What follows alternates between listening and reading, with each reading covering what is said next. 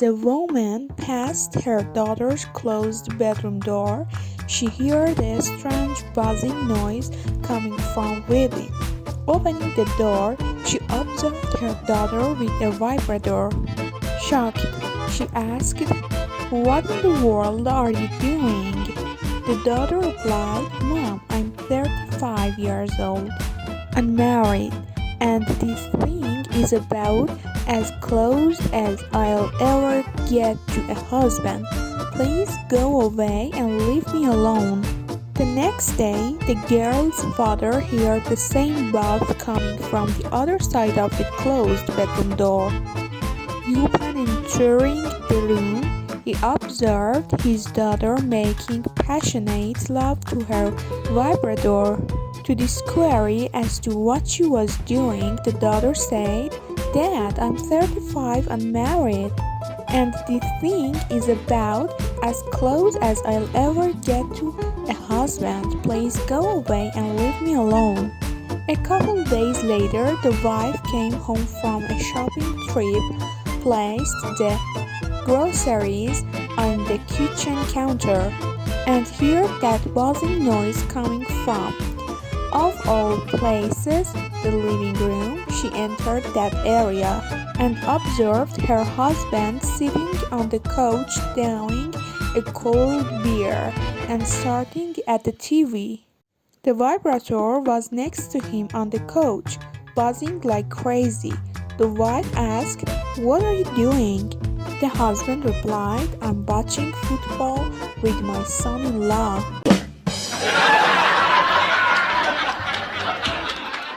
A businessman had 10 very lazy men working for him. So one day, he decided to trick them into doing some work for a change. "I've got a really easy job today for the laziest one among you," he announced.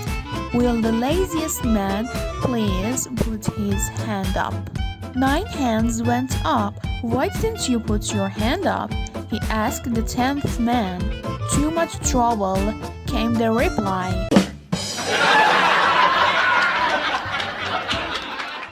There is a beautiful wedding going on in a church.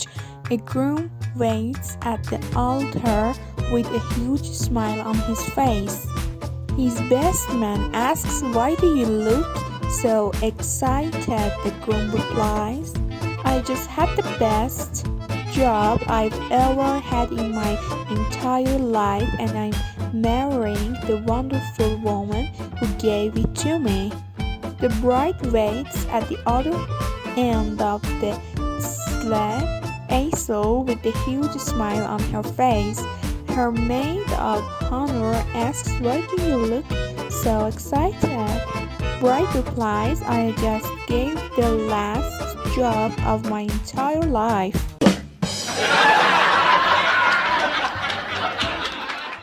A worried father calls the family doctor because he thinks his teen son has caught a disease. "I think he got it from the Mexican," maid says, concerned that I've been sleeping with the maid. "Okay," the doctor replies, "Well, when you bring him into the office, we'll take a look at you as well." But that's not all. The father continues, "I think I might have given it to his mother." "Oh no," the doctor says. "Well, now we might all have." A shipwreck survivor washes up on an island and is immediately surrounded by a group of native warriors. "I'm done for," the man cries in despair. "No, you are not," comes a booming voice from the heavens. "Listen carefully, and do exactly as I say. Grab the stick from the one who is beside you, and shove it through the heart of the ship." The man does so, and the remainder of the band stare in disbelief. "Now what?" the man asks the heathen. "Now you're done for." As a group of robbers entered the bank, their leader went to the manager and asked him to open the vault. He threatened the manager by saying, "If you try to do anything smart, you're fiction." The manager was confused and asked him, "Don't you mean you're history?" The robber angrily replied back, "Don't change the subject, okay?"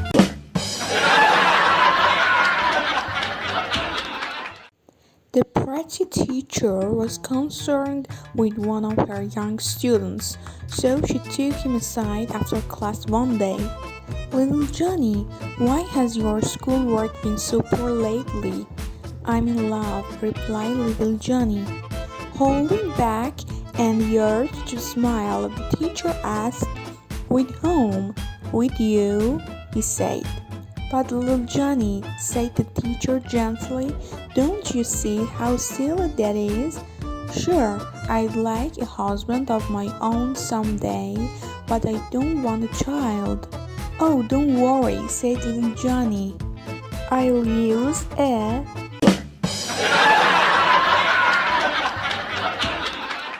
A husband and wife are waiting at the bus stop. With them are their 8 children. A blind man joins them after a few minutes.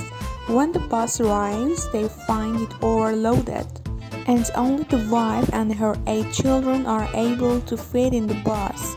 So the husband and the blind man decided to walk. After a while, the husband gets irritated by the ticking of the blind man's stick and says to him, "Why don't you put a piece of rubber at the end of your stick? That ticking sound is driving me crazy." The blind man replies, "If you had put a rubber on the end of your stick, we'd be sitting in the bus." A food critic visits a local restaurant to review its food for the town magazine.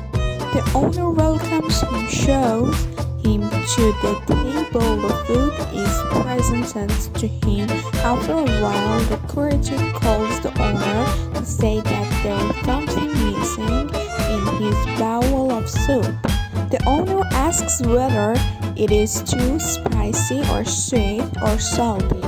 When the food critic says no, the owner decides to taste the soup himself.